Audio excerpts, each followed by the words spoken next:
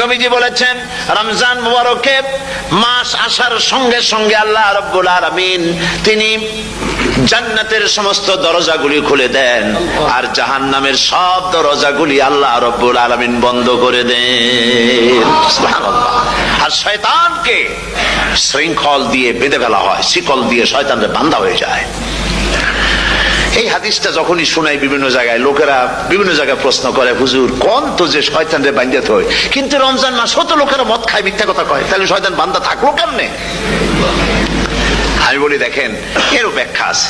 এর ব্যাখ্যা হলো এই, কোন কোন ঘড়ি আছে একবার চাবি দিলে 6 মাস চলে, আর একবার চাবি দিলে 2 বছর চলে, আবার চাবি দিলে লাইফ চলে যায়, এরকমের ঘড়িও আছে। কোন কোন মানুষের শয়তানে এমন চাবি দিছে যে চাবিতে 6 মাস চলে, কোনটায় 10 মাস চলে, কোনটায় বছর চলে। রোজার মাসেও যারা গুনাহ করে শয়তানে এমন চাবি দিছে যে রোজার মাসেও বন্ধ হচ্ছে না। এরা শয়তানের খপ্পরে পড়ে গেছে। আল্লাহ এই চাবি থেকে মুসলমানদেরকে হেফাজত করুন বলি আমিন। জোরে বলেন আমিন।